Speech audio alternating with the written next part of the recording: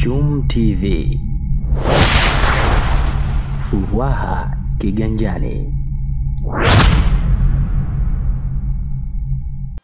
Nataka niseme kwamba nina faraja kubwa kuona kwamba ulianza na wazo la hii taasisi ya PDS, tukaenda na hatua ya pili ya kuanza kutoa huduma bila ya kuwa na ofisi, hatua ya tatu kuwa na ofisi eneo dogo, lakini hatua ya nne leo hii tayari tuna kijiji ambacho kina uwezo wa kuzalisha mavolontia.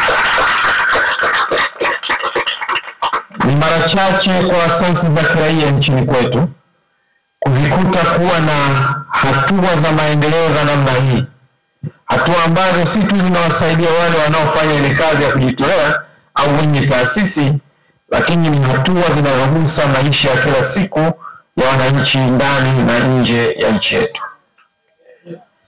Nataka niseme kwamba nimevutiwa mno na kazi mnayoifanya,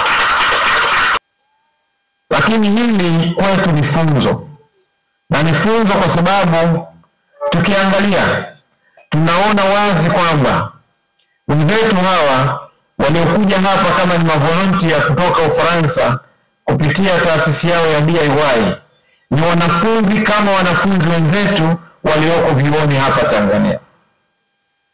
Lakini katika mchakato wa wanafunzi wenzetu wana utamaduni ambao ukiwa mwanafunzi vile vile unatakiwa ufanye mradi wa kujitolea.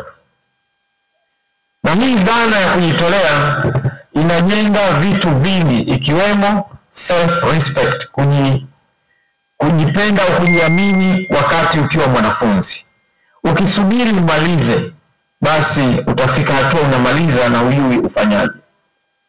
Kwa hiyo vijana wetu walikaa kwa muda wa wiki 2 na vijana wanatoka sehemu tofauti ikiwemo Zanzibar, Kenya, UK, Ufaransa pamoja na Spain.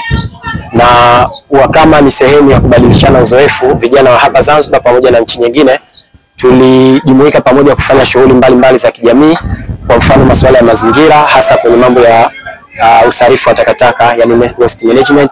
Tuliweza kuzifanya chupa za plastiki ziweze kutumika tena kwenye masuala ya shambani, na wageni wetu pamoja na Wazanzibari na Tanzania kwa ujumla washirikiana kutengeneza mawazo tofauti ya kuweza kupamba sehemu yetu kwa masuala hayo ya bustani, yani garden.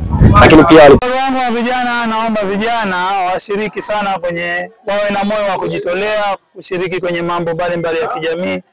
Hakika katika ushiriki wao watapata taaluma mbalimbali na pia watapata kujuana na watu tofauti kwa mustakabali wa maisha yao binafsi na taifa kwa ujumla. Alhamdulillah, mafanikio tuliyopata hapa PDS ni makubwa kuliko tulivyotarajia. Asante sana hilo pia kwa PDS. Mafanikio ni mengi, changamoto ni chache, na ushauri kwa vijana wenzangu, tusikalie fursa ambazo tuko nazo, tuje tujitolee, tujitoe kwa moyo mkunjufu. Fursa zinaanzia huku, then mwisho wa siku tunafikia malengo ambayo tupo nayo.